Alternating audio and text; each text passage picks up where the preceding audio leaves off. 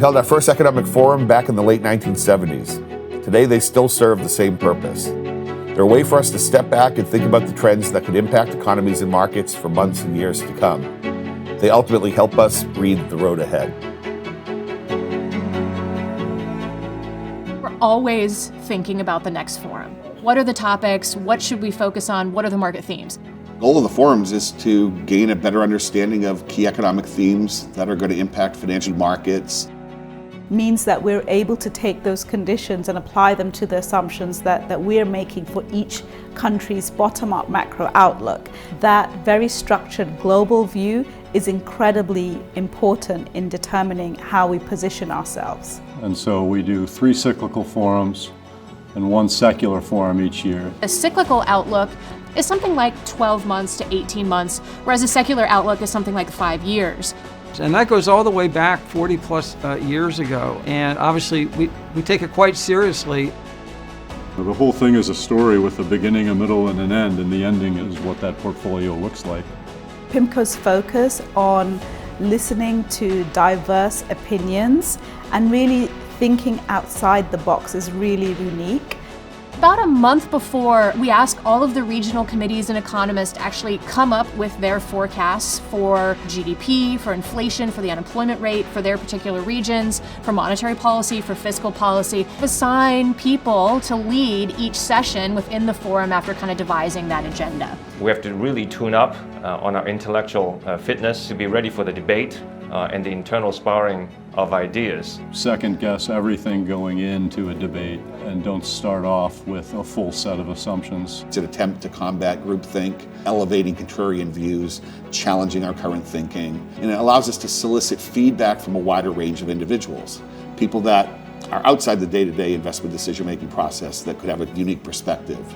Back in 2016, before the election, we were having a pretty intense debate with Ben Bernanke. It was an extraordinary debate, and it was a great example of how at PIMCO there's nothing sacred. The level of debate, the level of discourse, the intensity of the debate. It's a very non-hierarchical process, so it's common to have a vice president disagreeing with a managing director, and that keeps things exciting.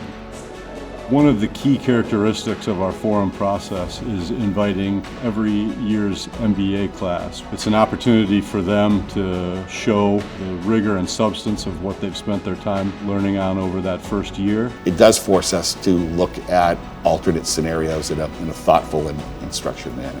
Try and point out something that was either looked over or not enough time was spent on it that it might come back to haunt us. Find the Lego in the carpet before you step on it.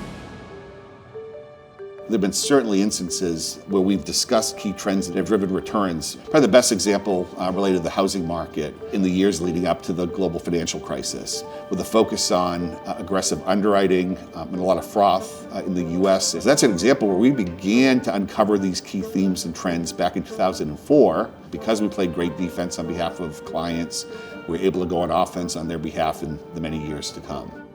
It allows us to think about where markets are going, where the economies are going, but it also allows us to think about risks. And in terms of portfolio management, it's all about managing the risks. Those are the kinds of things that help clients active management instead of passive. And we think year after year, that's providing our clients value. Frankly, I'm not really sure how you can operate without this kind of a common baseline. Some of our competitors, are not integrated the way that we are, and what you might end up with is kind of a hodgepodge of different economic views, maybe explicit, but often implicitly baked into a lot of positions.